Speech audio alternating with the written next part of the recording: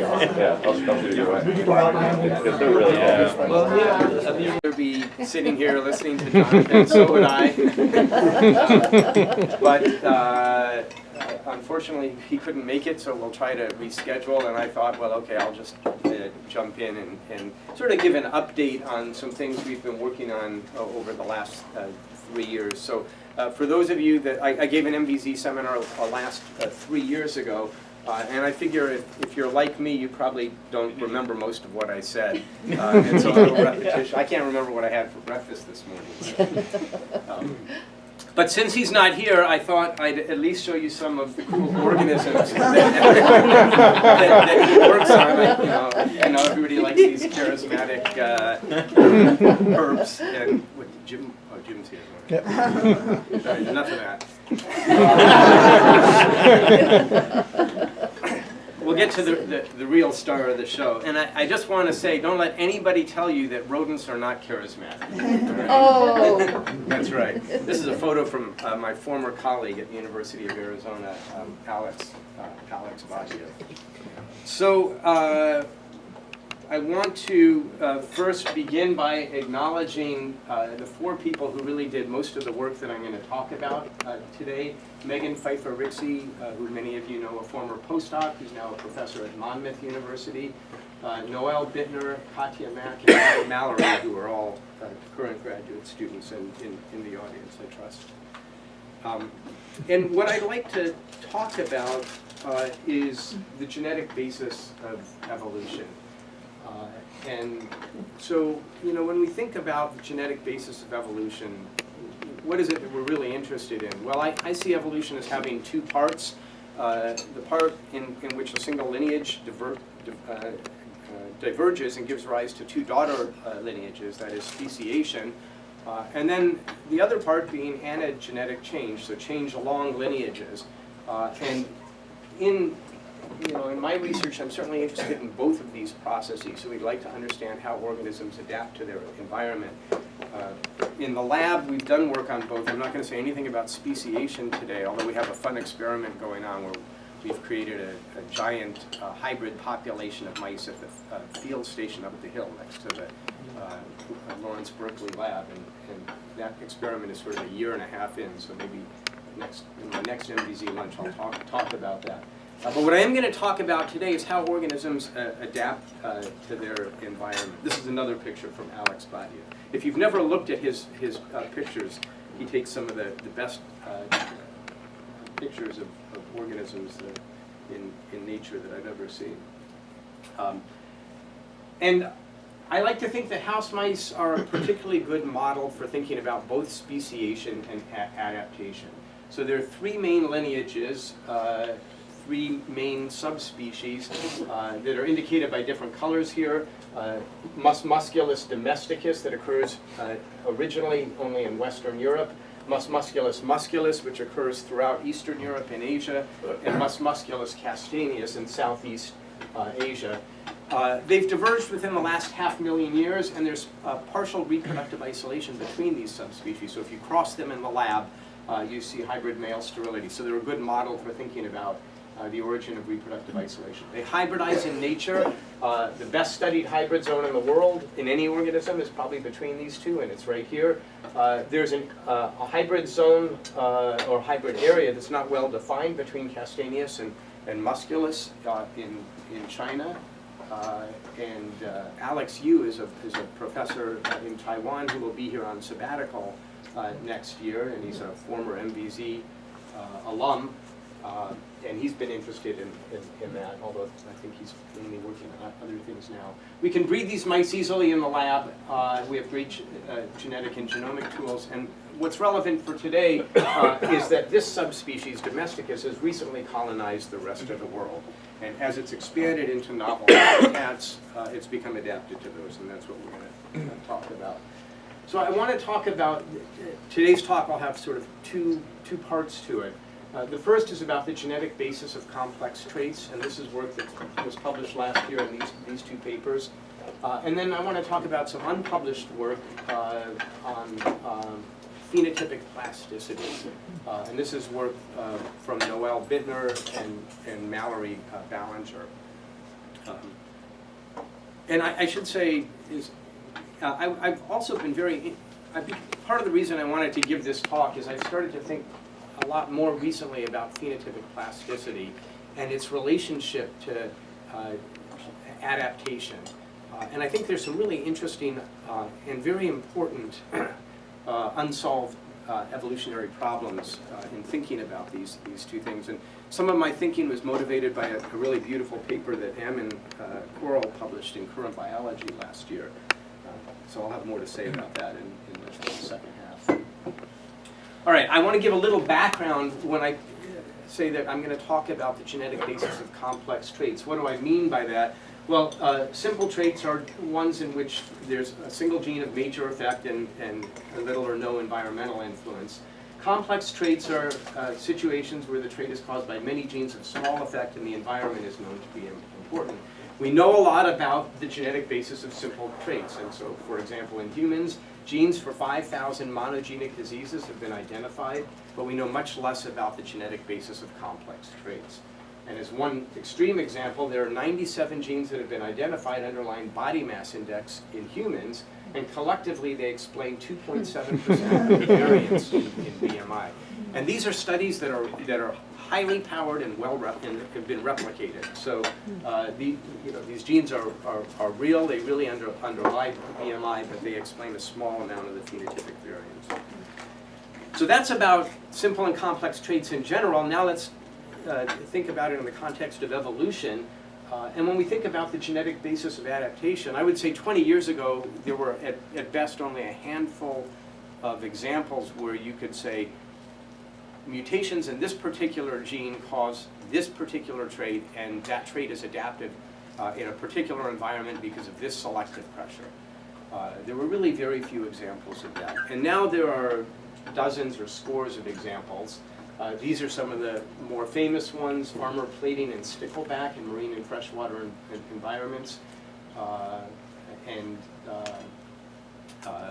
coat color in mice. So on the left, this is work out of David Kingsley's lab and many other collaborators. On the right is work from Hopi Hoekstra's lab. But in both of these cases, and I would say in virtually every example we have of the genetic basis of adaptation, the traits are simple traits. So if they're not Mendelian, they're at best oligogenic. They explain a lot of the variance. So in the case of the gene EDA that underlies armor plating and stickleback, EDA explains a substantial fraction of the phenotypic variance. I don't remember exactly what it is, 20 or 30%. Same thing for coat color in mice. There are genes that in some cases explain 90%. In other cases, it's more like 30 or 40%. But these are genes, big genes of major effect. And despite that, I would say most traits are polygenic and they're complex. Most of evolution does not involve these kinds of traits. Most of evolution involves traits that are caused by many genes and where the environment is really important. And so, I think we're at a point in evolutionary biology where this is the next big challenge. We really don't understand the genetic basis of complex adaptations. And so that's what this research has been trying to address. So what are some examples of that? Well, body size and proportions are complex adaptive traits. We all probably know about Bergman's rule, the observation that body size is larger in cold environments, and Allen's rule, the observation that extremities are shorter in colder environments. You see this in humans. If you compare Inuits to Ethiopians, native people who live in cold places are stocky and are short-lived compared to people who live in tropical environments. This is a graph of body mass across latitude for native human populations around the world. And so humans, just like many other organisms, many other mammals, I should say, obey Bergman's rule. And yet we really know nothing about the genetic architecture of these kinds of traits. Well, the genetic basis of complex traits, why don't we? Well, the genetic basis of complex traits is complex. And a number of papers have come out basically saying that there are so many genes of such small effect that we can't hope to enumerate them all. And even if we could, the the genes that we might identify are not necessarily going to be representative of the whole pool of genes that contribute to the trait, and so that we can't really learn much about the genetic basis of these super complex traits. In this paper from Jonathan Pritchard's lab 2 years ago, they even said there is an extremely large number of causal variants with tiny effect sizes on height. Most 100 kb windows in the genome include variants that affect height. So just think about that for a second. Most 100 kb windows in the genome include variants that affect height. Well, when I read that, it made me very depressed.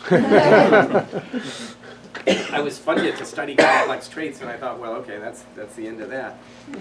But I think there's something of there's an important perspective that's missing from these papers, and the perspective goes back to Fisher. And so Fisher came up with this model that's become known as his geometric model of adaptation, where imagine that the optimum trait value for some organism is in the middle of these crosshairs. So these are two axes that could be phenotypic traits for an organism, like bill length and bill depth. And the organism sits out here at some distance from the optimum. So any mutation that brings the organism closer to the optimum would be favored. And you can draw a circle from the point at which the organism sits around that optimum. And what Fisher and subsequent people who have thought about this, like Alan Orr, noted is that mutations of very large effect, which can be illustrated by an arrow, are always going to be deleterious. And in particular, if you have a mutation that's bigger than the diameter of the circle, it's always going to land you further from the optimum. And so a really big mutation like this big will always be deleterious. Any mutation that lies within the circle is going to take you closer to the optimum and therefore be advantageous.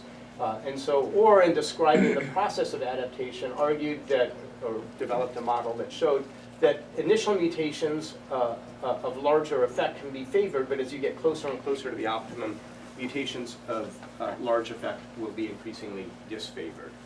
You can also see that if you have a mutation of very small effect, so imagine a very small arrow right here, there's an equal probability that it will lie inside or outside the circle. So for very small effect mutations, there's an equal probability that it will be good or bad. As mutations have a larger effect size, they're expected to be increasingly deleterious. Most of the studies of complex traits in humans have been for traits that are under stabilizing selection, under purifying selection. So they've been for traits where the population is close to the optimum. And all disease traits can be categorized in this way, essentially. And even things like BMI is a trait where populations are probably relatively close to the optimum. And so we expect that most mutations of large effect are going to be deleterious and not present in the population, and that there will be many mutations of small effect. On the other hand, if a population is really far from the optimum, mutations of large effect may be favored. And there's good evidence for this in a number of situations. So one obvious one is artificial selection. So if you think about body size in dogs, there's a gene that's been identified, IGF-1, that explains something like 20% of the variation in size among breeds of dogs. Well, why is that? It's because some breeder took something that ancestrally looked like a wolf and wanted to make something that looks like a dachshund or a Great Dane. So mutations of large effect were favored. But in natural populations, those big effect mutations would be eliminated. So I think that when we want to study the genetic basis of complex adaptation, studying populations that are far from their optimum or have recently evolved in a new environment provides a way to look for some of these big effect mutations. So that's some of the thinking behind what we're doing, and I hope to convince you that that in fact turns out to be true. So mice, the subspecies of Musculus domesticus that was from Western Europe has recently been spread throughout the world in association with humans. so since Christopher Columbus. We don't know exactly how long mice have been in the Americas, but certainly since, in large numbers, since the early 1800s. They have museum records going back until then, but probably before that.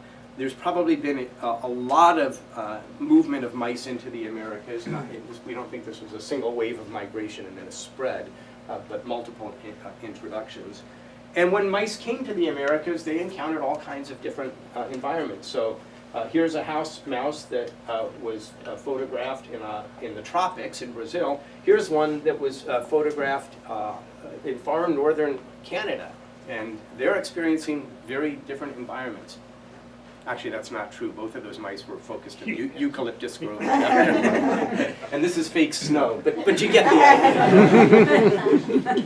That's courtesy of Noel and Katya, I believe. All right, so what have we done? So we, and this is really collectively the people in my lab over quite a number of years, have collected mice from all of the populations shown here. So this is a transect across the Americas from Tierra del Fuego to north of Edmonton, Canada. There are two elevational transects, one in the Andes, one in Ecuador, and one in Bolivia that Libby Beckman is now studying. This middle transect in North America is one that Mallory did. This one in the eastern part of North America is one that Megan Pfeiffer-Rixey did, and the one in western North America is one that was done by Taiichi Suzuki, who also contributed to the South America ones along with Felipe Martins.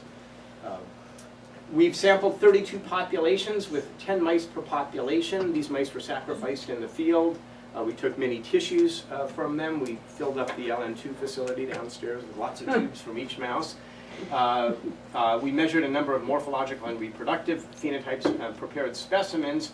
And then for all of these animals, we've done complete exome sequences, and then for a subset, low coverage whole genome sequences. And what I think makes this interesting is that we've also established colonies in this building of live animals from 5 populations that represent a range of environments. And these colonies have been used to create a new collection of inbred lines of mice that are now being made available to the entire biomedical community. And there's great interest in these lines because most classical strains, lab strains of mice that people have used are based on a very few founders, and they don't capture most of genetic diversity.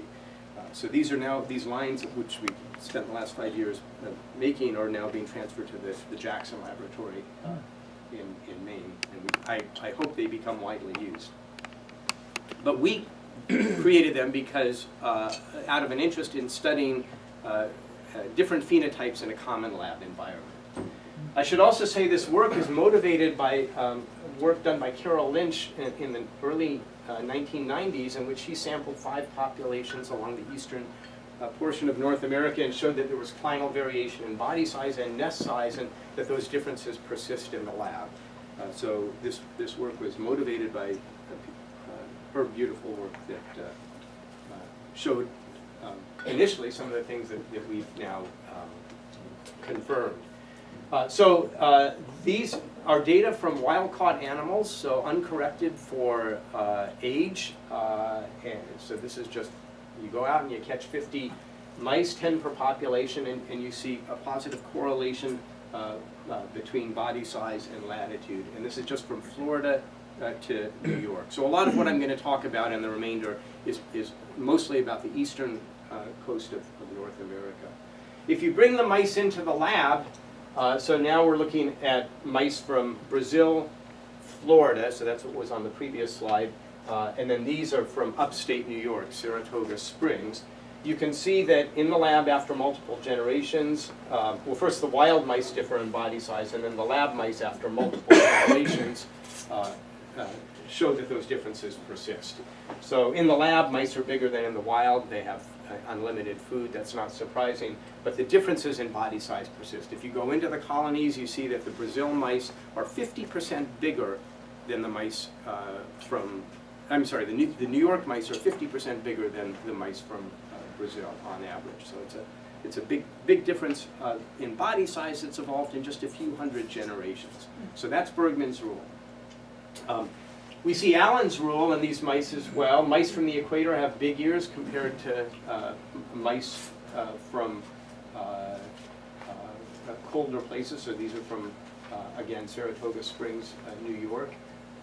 And those differences also persist in the lab. So we think both of these changes, and I'm not showing here, but we also see differences in tail length. That is, the shortening of the extremities and the increase in body size are adaptations to colon. So, as I said, for the remainder of what I'm going to talk about, I'll just focus on these 5 populations across eastern North America that span a range of climatic conditions. So I want to just first document some of the phenotypic differences that we see, and then we'll talk about their genetic basis.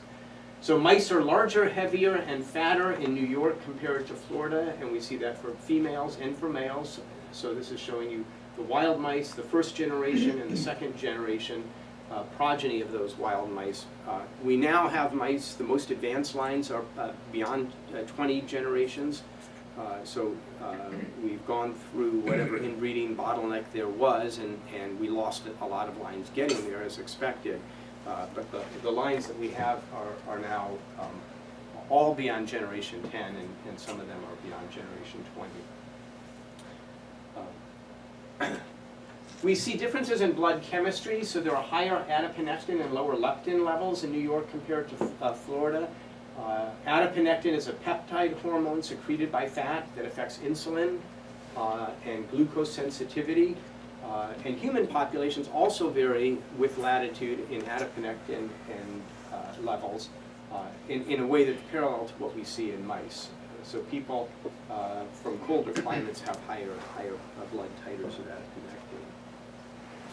New York mice have lower glucose levels than Florida mice. We see this for males and for females.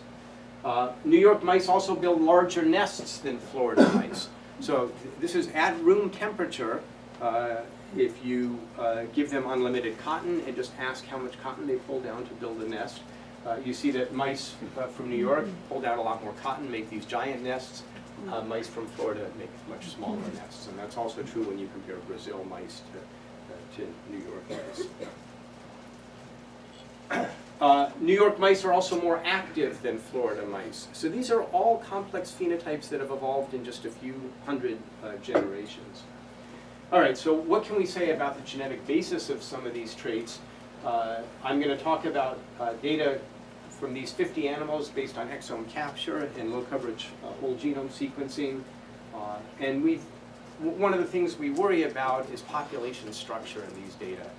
And we've done a number of things to try to correct for population structure or account for it. It turns out it doesn't matter so much what you do. I'll present some results using this latent factor mixed model, which accounts for population structure and then looks for correlations between allele frequencies and climatic variables beyond those that are caused by the correlated history of populations.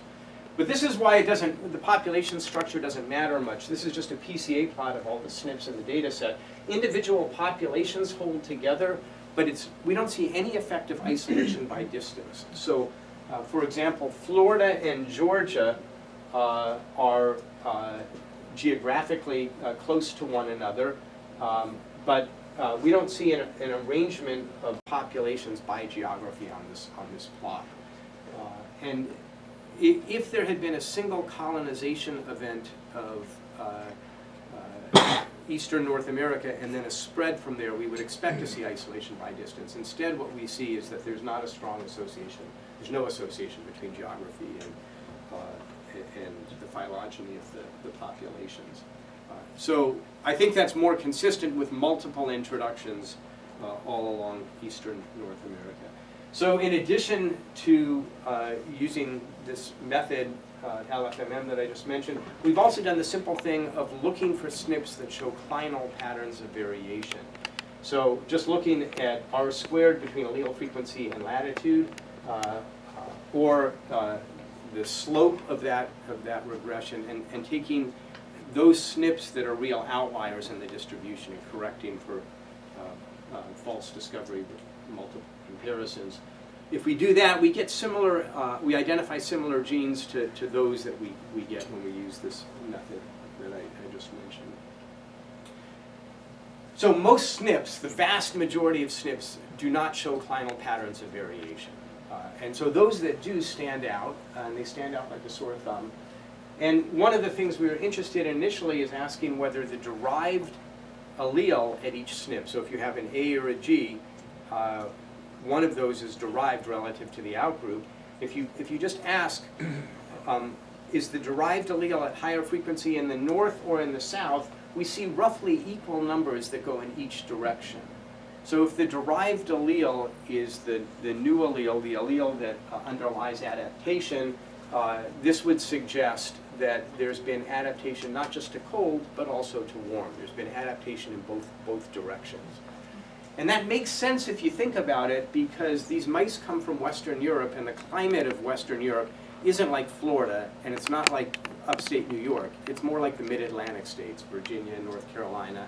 If you look at climate maps of Europe, and I hadn't appreciated this before we started the project, the isoclines of temperature don't go from south to north so much as from west to east. The further you get from the Atlantic, the colder it gets. And so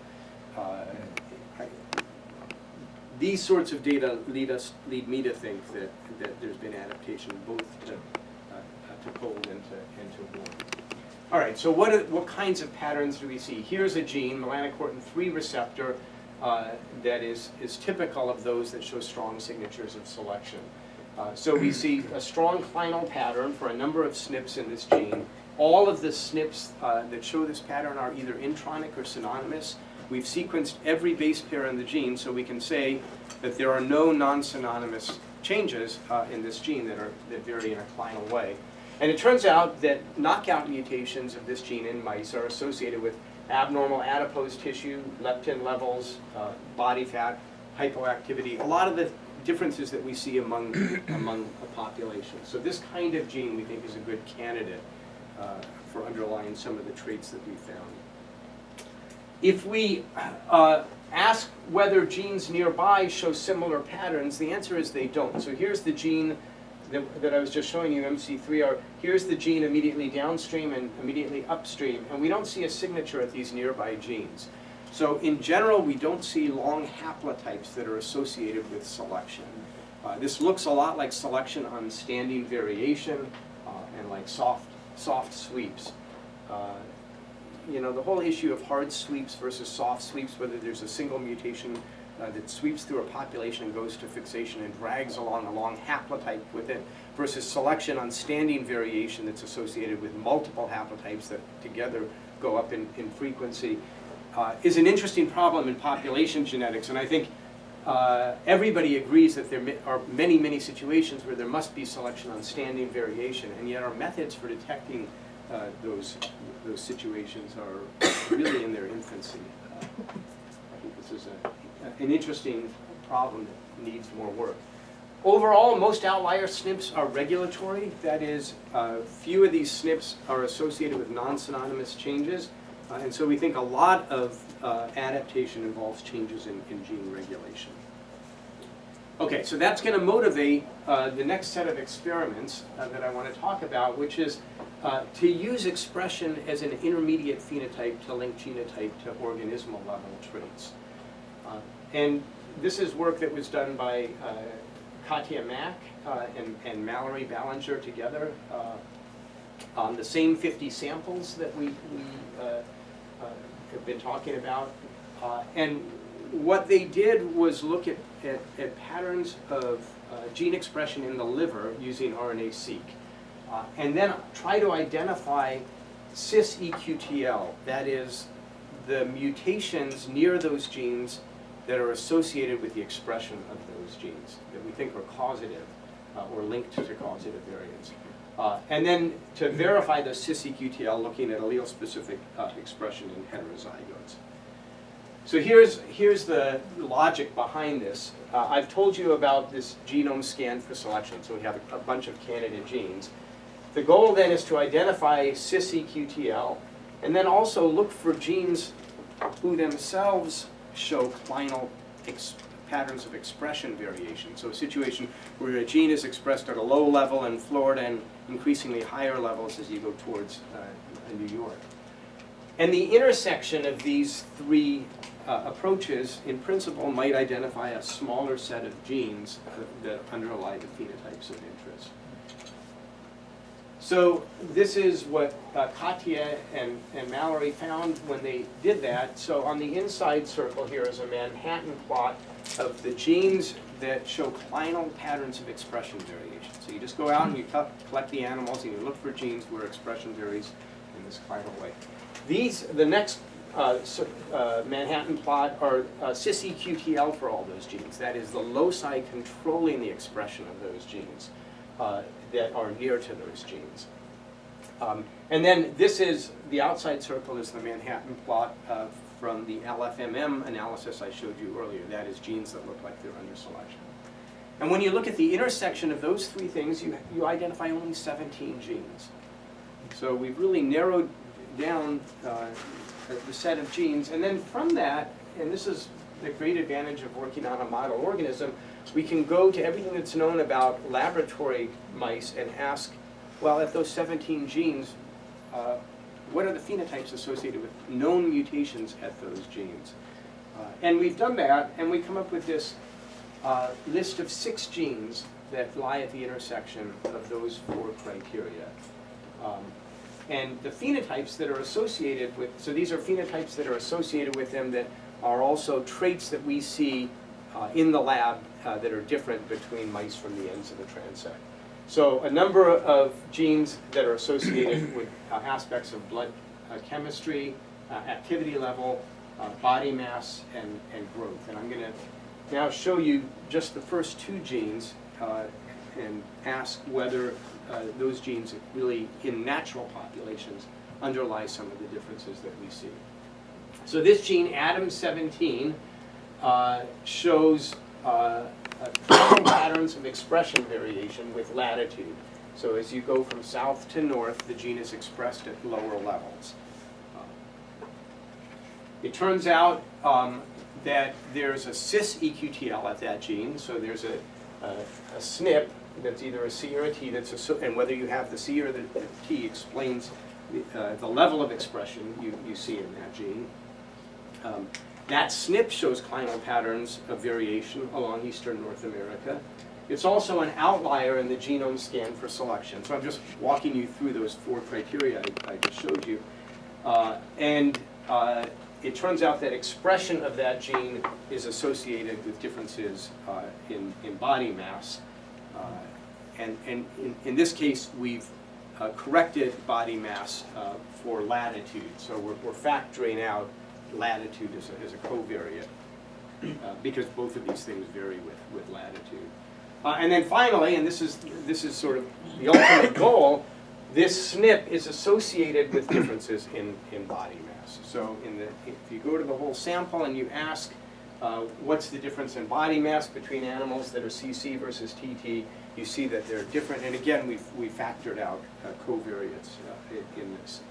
So that's one gene, and that explains about 8% of the phenotypic variance. Here's another one, the same idea, BCAT2, expression correlates with latitude. There's a cis-EQTL genotype is associated with expression. Body mass is associated with expression across geography, and then if you just compare genotypes with body mass, again, you see this pattern. You might worry, even though we've tried to account for population structure, that we are comparing 5 different populations that each have only 10 individuals. It turns out if you go to individual populations, you see the same trend. So here there's only 10 individuals, there's not a lot of power, but we still see correlations between body mass and expression. So we have I have a new grant to pursue this, where we're going to try to get very large samples within single populations and try to get at the genetic basis of some of these complex traits. So together, these 2 genes account for nearly 10% of the phenotypic variance in body mass. And I'll remind you of what I said at the outset, that that's very different from the situation in humans, where 97 loci account for 2.7% of the variation in body mass index. So it's a fundamentally different sort of pattern. Why? Well, I think it's because these mouse populations are landing in a place like upstate New York, coming from a Mediterranean climate and experiencing very strong selection. It's not unlike some of the work out of Rasmus Nielsen's lab recently showing these FADS genes in Inuits account for differences in alleles that these genes account for 2 kilos of body mass differences in humans. So alternative homozygotes at these FADS genes differ by 4 kilos, or almost 10 pounds. That's, the genotype matters a lot there. Well, Inuits are descendants of people that probably landed in a place where there was very strong selection. Okay, that's most of what I wanted to say today, but the second story is much shorter, and I want to touch on this issue of phenotypic plasticity. And that's because most complex traits are not just traits that are controlled by many genes, but they're genes, they're traits that are where the environmental influence is very important.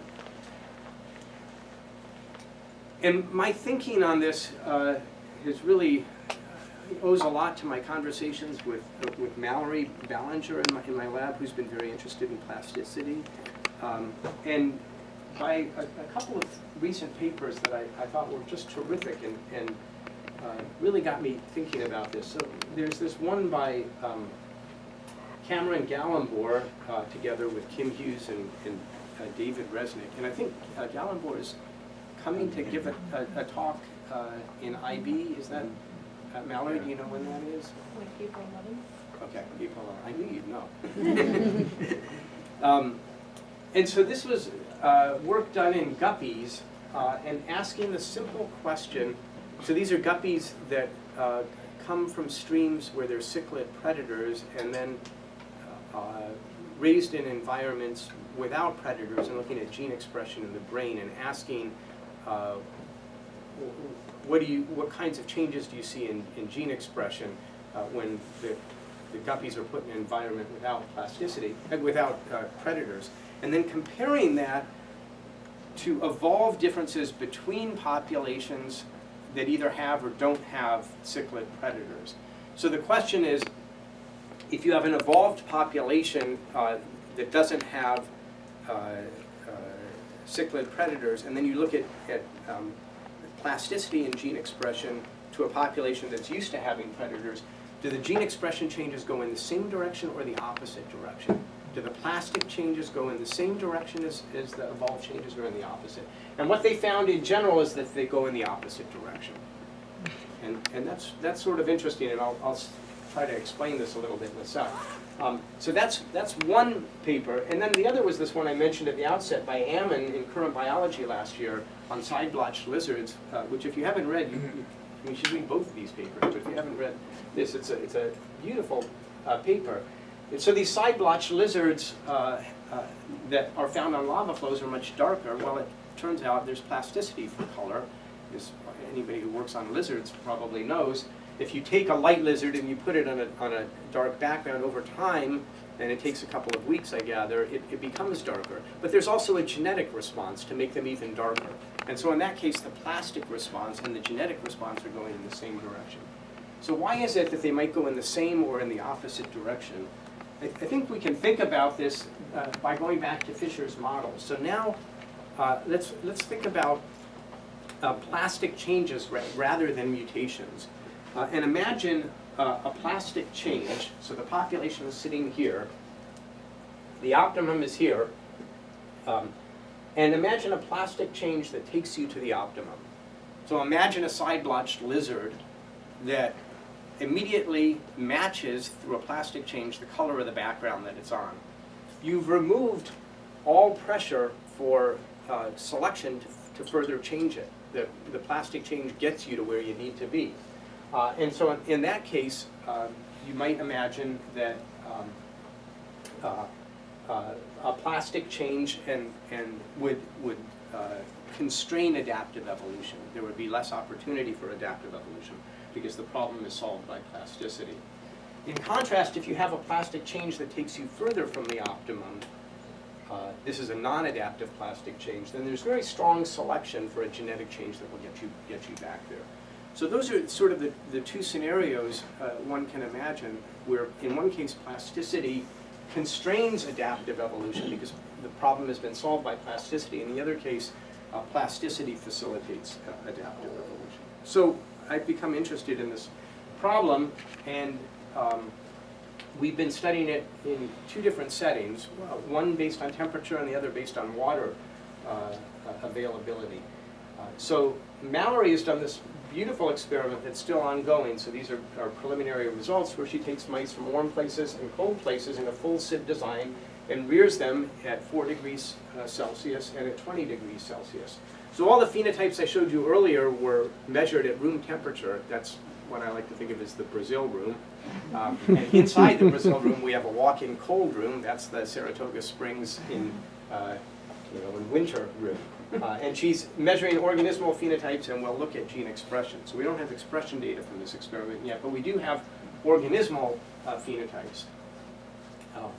And so females on the left, males on the right, and this is just birth weight post-weaning, starting at 3 weeks. And the Brazil females, you can see, are much, the New York females are much bigger than the Brazil females, and we knew that going into this, and this is borne out by these data. But then there are the two different colored lines. So the darker lines are the room temperature lines, and the light blue, the lighter colored lines, are the cold lines. So you can see here the New York mice raised in the cold are a little bit bigger, but they're not significantly different. And that's true for males, and it's the same thing for the Brazil mice. So we don't actually see much plasticity for body weight in those mice. In contrast, if you measure tail length, so again, this is Allen's rule, we do see plasticity for tail length. So it turns out a lot of the tail growth happens post-weaning from 3 weeks on.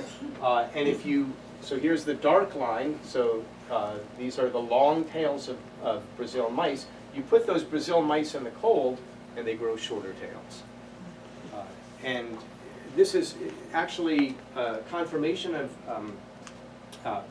papers published 30 years ago or so by other people.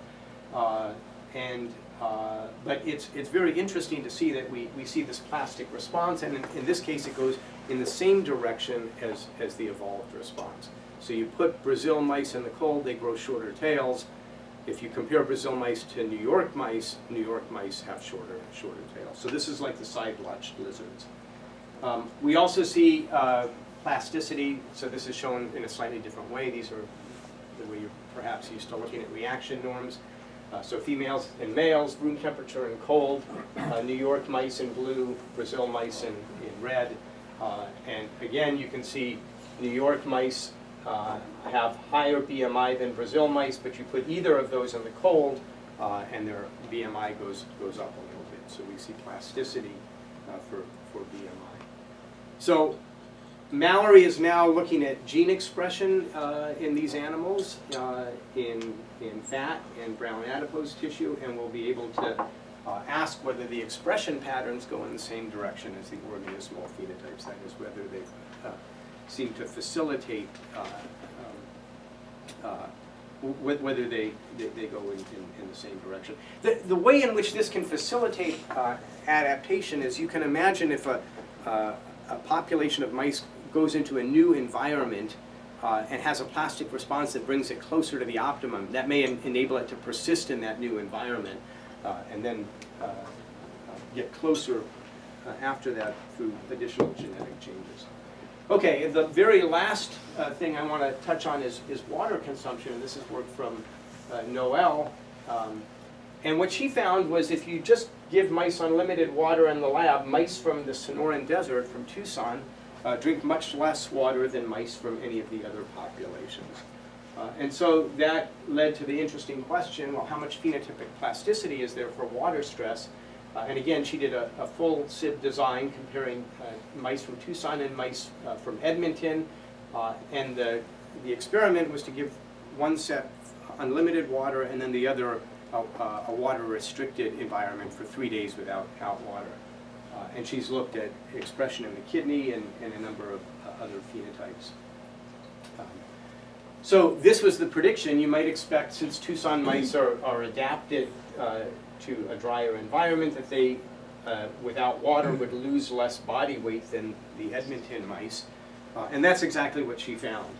So here are the Tucson mice, here are the Edmonton mice, and deprived of water for 3 days, they both lose weight, but the Tucson mice lose much less weight than the Edmonton mice. She then looked at gene expression in the kidney, and there are a number of interesting things that come from this.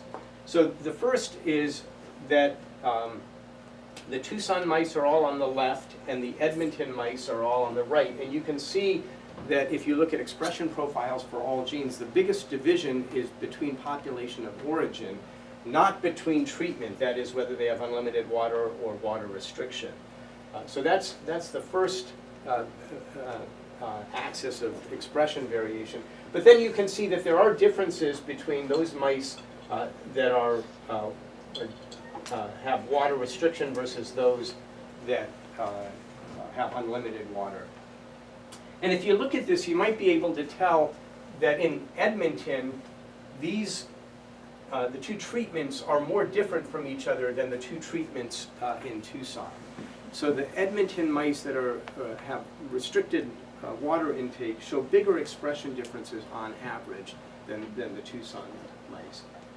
And we can see that here more clearly. So if you just ask which genes are differentially expressed under the two treatments in the Edmonton mice, it's a much larger number than in the Tucson mice. And the amount of expression differences is also larger in the Edmonton mice. So it's both more genes and more change per gene.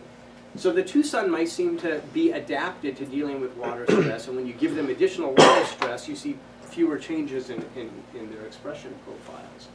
And now if we ask whether the change in expression associated with plasticity is in the same direction or opposite direction as the evolved change, what Noel found is that by and large the expression is in the same direction. So this again, this is comparing in the Edmonton mice, mice that have unlimited water versus water restriction, to the evolved difference between Edmonton mice and Tucson mice with unlimited water. And you see that in general, those genes go in the same direction. So this is opposite of the pattern found by Gallenbohr and more consistent with the kind of pattern that was discovered in the side blotch lizards by Hammond and colleagues.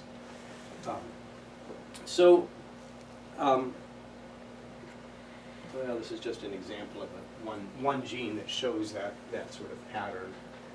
So this is a particular gene in Edmonton. So in both cases, if the mice are dehydrated, the expression of this gene goes up. And what you can see is that in the case of Edmonton, the dehydrated expression level of this gene is very close to the baseline level in Tucson. So the evolved difference is really mirroring the plastic difference in these cases. This has led me to think a little bit and have some interesting conversations about, under what situations would you expect plasticity to go in the same direction as an adaptive change, and when would you expect it to go in an opposite direction? And I think some of it has to do with what the population has experienced over its recent evolutionary history. Probably most mammals at some point have experienced water stress, and so there's probably selection to develop a plastic response that enables the organisms to cope with water stress. And so perhaps it's not surprising that in this situation we see it. If, on the other hand, we were to subject the organisms to an environment that's really novel, for which there hasn't been recent selection, then perhaps the plastic response would not go in the same direction as the evolved response. I think that's an interesting open question. All right. What have I told you? Well, house mice in the Americas show final patterns of variation for many traits. There are consistent patterns of covariation with the environment in different transects, and this suggests that these traits are adaptive. I didn't really talk about the different transects, but that is true. The trait differences persist in the lab and must have a genetic basis. Most adaptive evolution seems to be, in these populations, seems to be due to changes in gene regulation. And we've been able to identify mutations of large effect, and I think that's because these populations were initially far from their optimum. We've identified a couple of candidate genes for complex traits. So I began by saying we know a lot about the genetic basis of simple traits and not about complex traits. We're, I think, starting to make some inroads there. And phenotypic plasticity may facilitate the colonization of new environments in these kinds of situations where the trait being studied is one that in the history of the population there's already been some selection for. All right, well that went a little longer than I had planned, but I'll stop there and take any questions people have.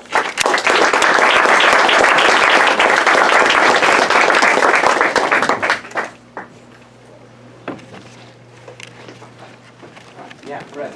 So with these 6 genes that you found differing across the latitudinal gradient in these, have you looked at like where they are within the sort of gene regulatory networks that underpin these traits, or how they evolve, or whether they are more upstream or downstream within?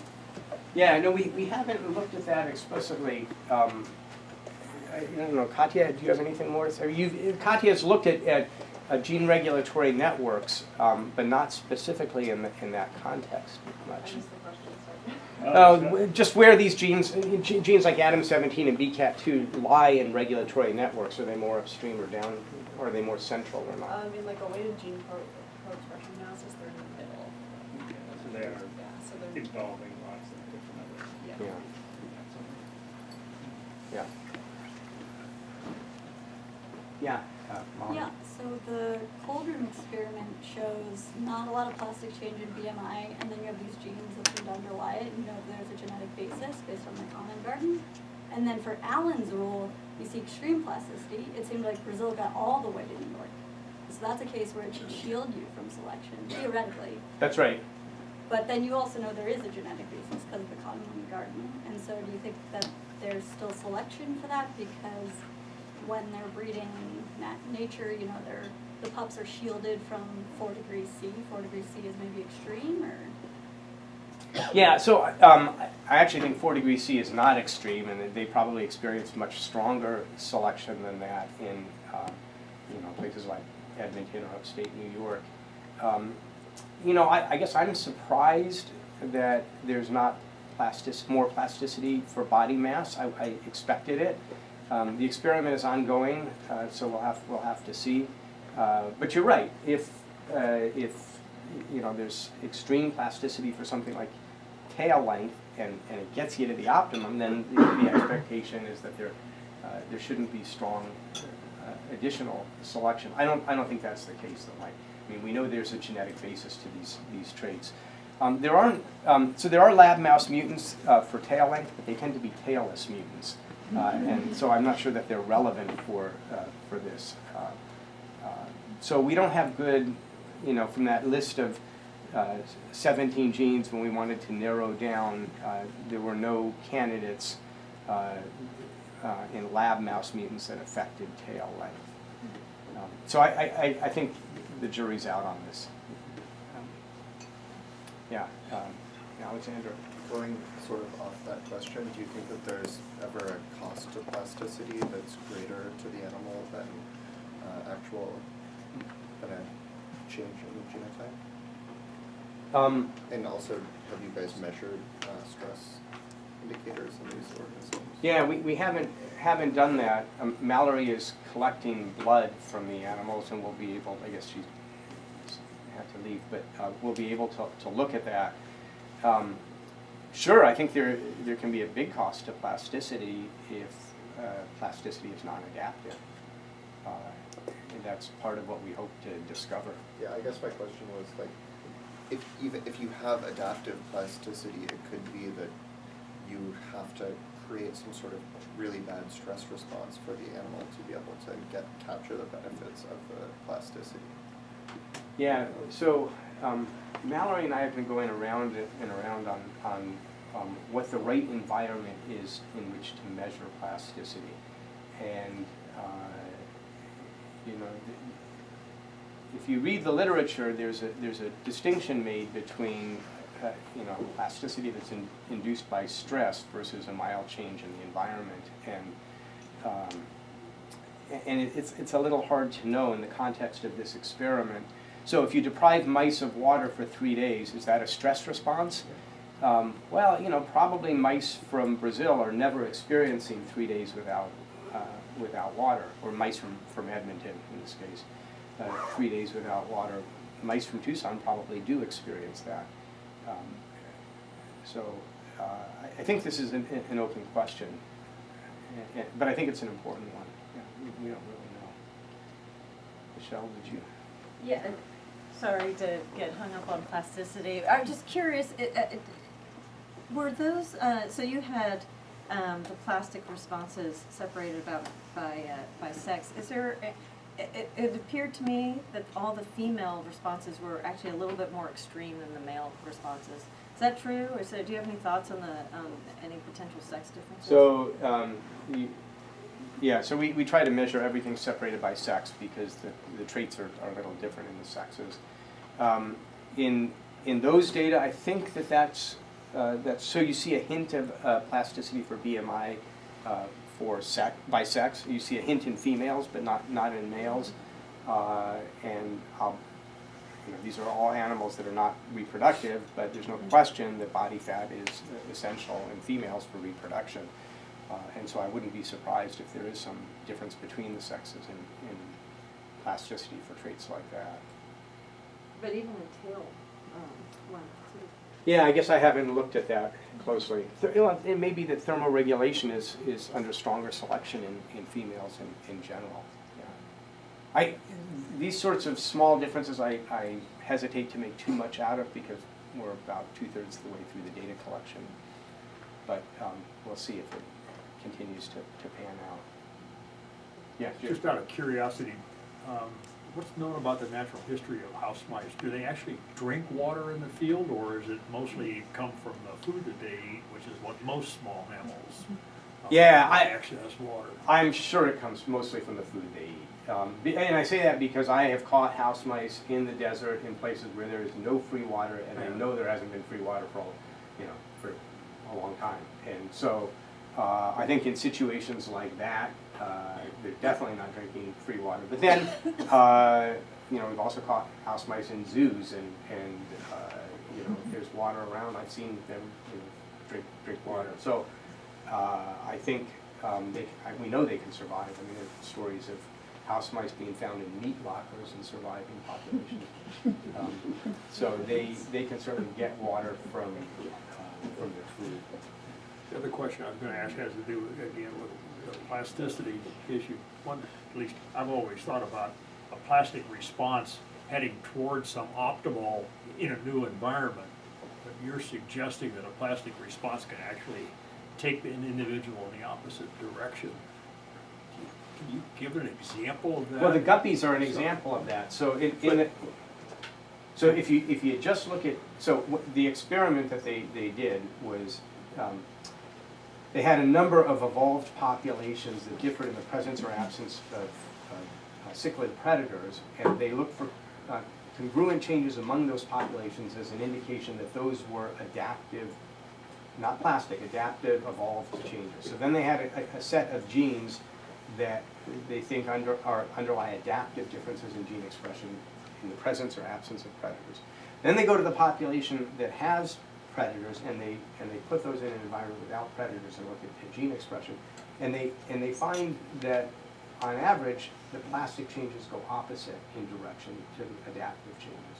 And the reason they suggest for that is that it's certainly what I was trying to show with the Fisher's model. If you have a plastic change that goes in the other way, then there should be very strong selection to correct that with. But they don't have any examples of that from nature, is that right? Well, It's only under the lab experiment. No, the populations that they've surveyed are natural populations. Yeah. But the plastic response is in an experiment. Yeah. Yeah, that's right. Yeah, I think it's, well, we'll hear him talk about it when he comes. I was, we haven't talked about that paper per se, but I think it's a very interesting result, and and I'm curious to know how general that's gonna be. Maybe one more question, I'll let you all escape. Yeah, these are all domesticates. I suppose wondering, is there any difference in genetic variation or levels of heterozygosity among them, and could that contribute to potential for either plasticity or adaptation? Among the populations? Yeah. Yeah, no. They all have very similar levels of genetic variation. Yeah, we know that. That's a good point. All right, I'm happy to stick around and chat.